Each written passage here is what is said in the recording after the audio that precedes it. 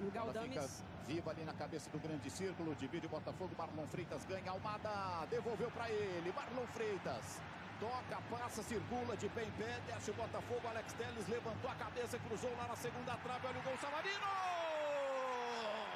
Gol! Bola muito forte para o Alex Telles. Curioso, estou vendo aqui o Luiz Henrique na esquerda. Savarino domina corredor central. Bola no Igor Jesus, ele só pisa de volta. Luiz Henrique! Até a 32ª rodada do Campeonato Brasileiro de 2024, 775 gols foram marcados, sendo 350 no primeiro tempo e 425 no segundo. A média de gols sofridos por equipe é de 39. 99 dos gols do primeiro tempo foram marcados do apito inicial aos 15 minutos de partida.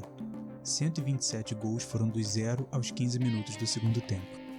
Médias arredondadas e respectivas por tempo de 5 e 6 gols por equipe. Vou chamar esses gols de prematuros. Em todos esses recortes, a porcentagem de ocorrência de gols prematuros é de 29%, mas essa é a divisão de um time em particular do campeonato. 41,3% dos gols sofridos por esse time foram prematuros. Mas será que isso afeta em alguma coisa o resultado final das partidas? Será que times que sofrem gols prematuros necessariamente vão mal na tabela? Essas perguntas me levaram a montar esse gráfico correlacionando a quantidade de gols prematuros de cada equipe e suas posições na tabela. Quanto mais próximo do canto inferior esquerdo da tela, melhor a relação do time com os minutos iniciais de um tempo e o quanto isso pode influenciar na sua colocação. Times como Botafogo, Palmeiras e Fortaleza demonstram como é beneficial ter a defesa concisa nesse aspecto. Conforme avançamos, vemos a tendência dos times que sofrem mais nos primeiros minutos estarem em posições inferiores. Você deve ter notado que a lista está incompleta. Apesar de o padrão seguir uma lógica para a maioria dos times, alguns exemplos fogem disso. O Flamengo é o quarto colocado e sofreu 13 gols em começos e recomeços de partida. O Cuiabá, por outro lado, é o 19º. Mantém uma média parecida com os líderes. E aí o argumento parece cair por terra, por conta de um time, o Fluminense. O Fluminense está a 3 pontos da zona de rebaixamento e é disparado o clube menos vazado nesse recorte. Então é isso, essa estatística é só um número vazio que não impacta em nada nos jogos. Vamos dar uma olhada. Esses são todos os jogos desde a 11ª rodada do Campeonato Brasileiro em que houveram gols prematuros, 116 ao todo. Dos 116, apenas 28 foram empates. Em vermelho, a quantidade de vezes em que o time que sofreu esses gols terminou perdendo a partida. São 82 derrotas. Em 116 partidas, apenas 6 vitórias de times que sofreram gols cedo. Isso dá um aproveitamento de 13,2%. 37 pontos em 348 possíveis. Quantas vezes o jogo já não estava com mais de um gol de diferença para o time que ganhou? Duas vezes. O Juventude, quando perdeu de 3-1 para o Internacional, já perdia de 2-0. E o Vitória, quando perdeu de 3-1 para o Fortaleza, também estava 2-0 para o Fortaleza. Em 66 das 82 derrotas, o jogo estava 0-0 antes do gol prematuro. Lembra agora daquele time que tinha 41,3% de seus gols sofridos como gols prematuros? Aqui estão os placares dos jogos desse time. Novamente, desde a 11ª rodada. Uma vitória em 9 jogos. O Vasco da Gama sofreu 46 gols em 32 rodadas. Gigantes, 19 desses 46 gols são próximos do rolar da bola. Algo não está certo. O Vasco é o segundo time a sofrer mais gols prematuros no primeiro tempo, o terceiro no segundo tempo e o primeiro isolado na soma. O Vasco supera em 8 a média de 11 do campeonato. Colocando em números, o Vasco está 202,02% mais suscetível do que o resto dos clubes a sofrer gols prematuros no primeiro tempo, 141,9% no segundo tempo e 168,3% na soma total. Mas por que o recorte foi feito da 11ª rodada até agora? Essa foi a rodada em que Rafael Paiva assumiu o controle do Vasco. Rafael Paiva tem 22 jogos no comando do Vasco do Brasileirão, com um bom aproveitamento de 54,5%. Mas se você colocar em conta os 9 jogos em que o Vasco sofreu gols cedo sob o comando dele, o Vasco tem 4 derrotas, 4 empates, 1 vitória. O aproveitamento cai para 25,9%. Isso é quase metade. Isso significa que o Vasco deixou de ganhar 20 pontos por conta de gols prematuros. Então, a pergunta é, se o Vasco é o time mais suscetível a sofrer gols prematuros e se isso comprovadamente atrapalha não só o Vasco, mas como todos os outros times, por que será que isso acontece? Vamos ver. Próximos 8 minutos de jogo, quando o Botafogo já tinha acertado a trave do Vasco, temos uma situação de contra-ataque após uma bola pingada no meio-campo. O Vasco mantém uma linha de 3 atacantes entre a área adversária e o círculo central, onde a bola é disputada. 2 jogadores se aproximam da bola enquanto mais 2 permeiam o raio ofensivo do círculo. O Botafogo fez um losango de meio-campo com 3 meio-campistas em linha. A bola sobra para o Botafogo, que tem um jogador melhor posicionado. Matheus Carvalho se aproxima para dar o combate ao Marlon Freitas, que estava melhor para receber a sobra.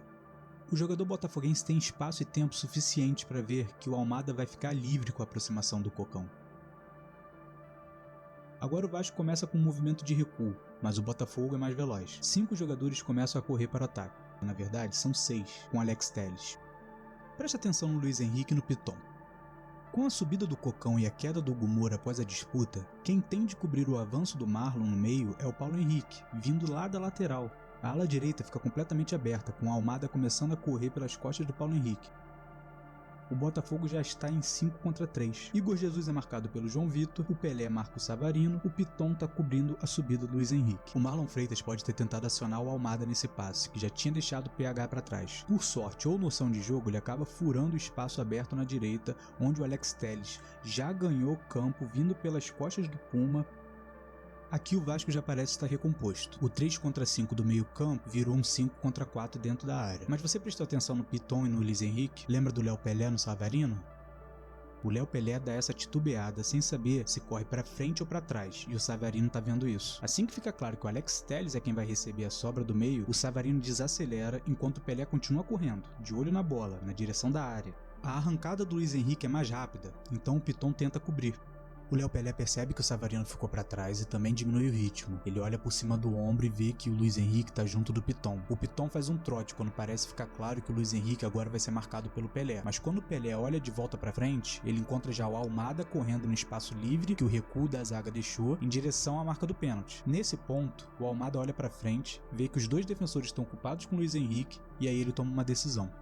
Até aqui o João Vitor estava bem no lance, mas quando ele percebe o Alex Telles dominando sozinho e mais ou menos longe dele, ele dá uma desacelerada. Ele olha também por cima do ombro, vê o Igor Jesus cortando pelas costas dele e vê que o Léo Pelé está junto do Piton no Luiz Henrique. Ele faz um aceno com a mão, provavelmente imaginando que o Igor Jesus está subindo sozinho e que o Pelé pode deixar o Piton junto do Luiz Henrique e cobrir o Igor Jesus. Ele não percebeu ainda a subida do Savarino e do Almada.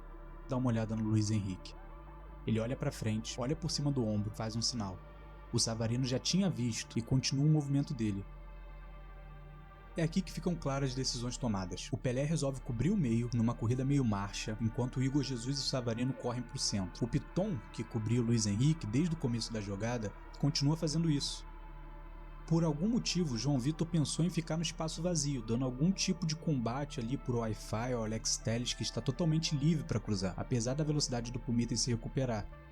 Os erros no começo da jogada ficam gritantes. Olha o tempo em que o Alex Telles tem para dominar, desacelerar e olhar. O que ele está vendo?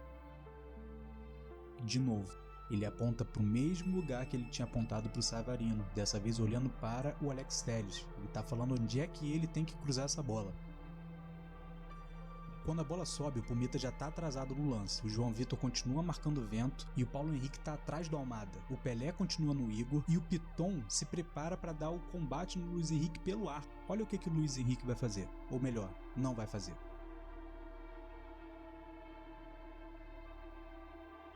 Ele sabia que ele não precisava subir. Ele sabia onde essa bola ia.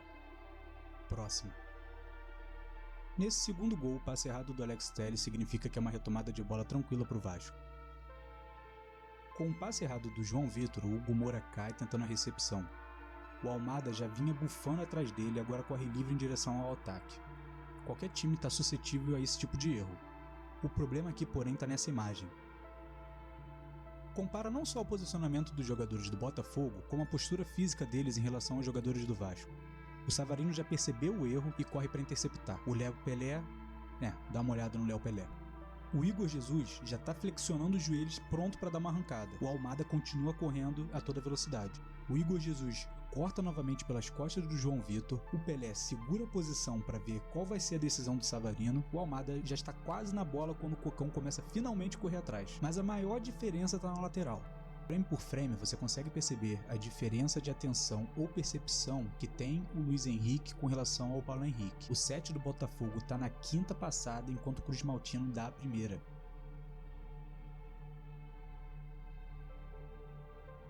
Aqui esquece, já é 4 contra 3 com Savarino em posse de bola, o Almada cortando por trás dele, o Jesus já ganhando as costas e o Paulo Henrique comendo poeira do Luiz Henrique. A corrida errada do João Vitor deixa o Igor Jesus sozinho para receber, a lentidão do PH faz com que o Luiz Henrique force uma decisão do zagueiro, o Léo Pelé para de olhar para a jogada para ver se o Piton tá acompanhando a subida cruzada pelas costas.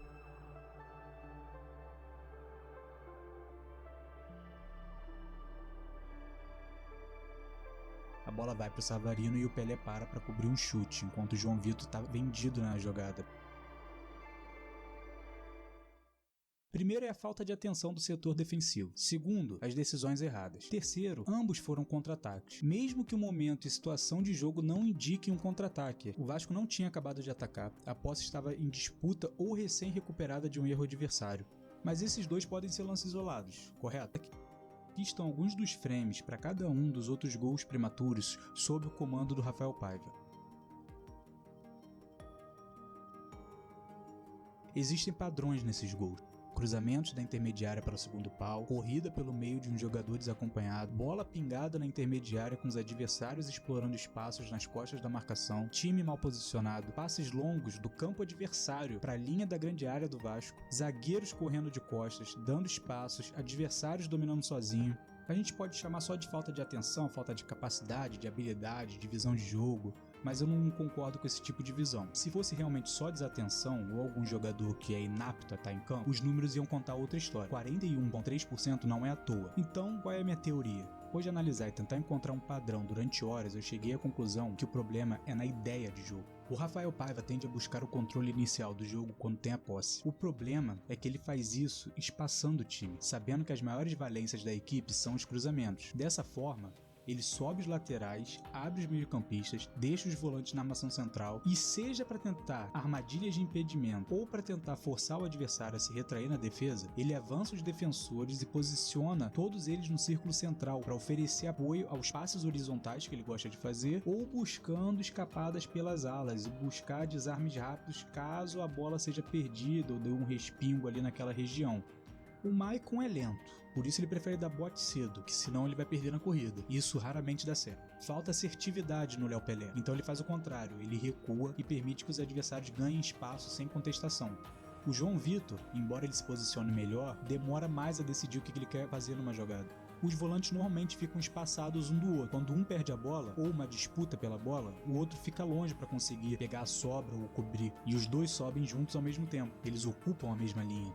As laterais ficam abertas com as subidas do PH pela direita. O Piton, ele tem até subido menos, mas ainda é um jogador que ele tem mais qualidade no passe do que na explosão. Então, quando acontece uma bola respingada dessa, um erro de passe, ele não tem aquela velocidade para acompanhar um jogador atacante, um ala, na mesma velocidade dele.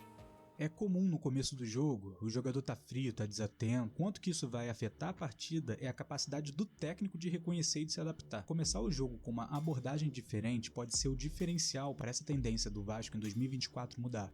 Recuar o zagueiro, ser mais conservador com a defesa das laterais, explorar o meio com a qualidade do Coutinho e do Payet, isso pode ser uma das formas de resolver o problema, além de tornar as investidas pelas laterais do Cruz Maltino mais letais, quando realizadas em momentos mais oportunos. Não só ficar forçando isso de acontecer o jogo todo. Quantas vezes o jogo do Vasco parece que ele está estagnado, com troca horizontal durante vários e vários minutos? Mas o Vasco continua em nona colocação, sem perigo de cair e com classificação para a Sul-Americana quase assegurada. Isso realmente é tão importante de ser resolvido a essa altura? Aqui temos uma representação dos primeiros 6 colocados nos brasileiros de 2020 a 2023. Ao lado dos escudos vemos a porcentagem de gols que eles sofreram, que foram gols prematuros. Começando pela maior porcentagem, a gente tem o Flamengo. O Flamengo 2020 teve o melhor ataque da competição e o saldo de gols positivo de 20. Foi campeão. O Botafogo de 2023 vem logo em seguida. Apesar de todo mundo saber o que aconteceu com o Botafogo no ano passado, embora ninguém consiga explicar, o time ainda finalizou o campeonato com 21 gols de saldo positivo. Era para ter ganho no ano passado. O Galo também teve o melhor ataque da competição e atingiu incríveis 33 gols pró na última rodada. Também foi campeão. Por fim, o Atlético Paranaense.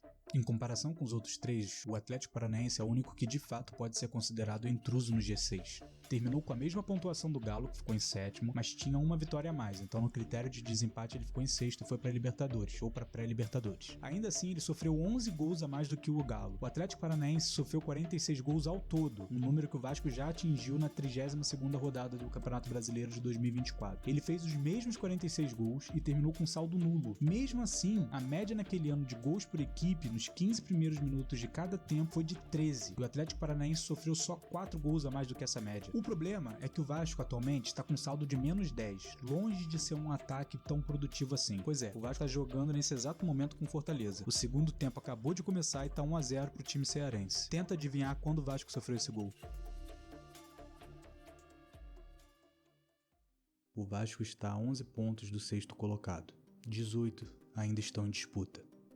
É difícil, mas no futebol nem tudo são números.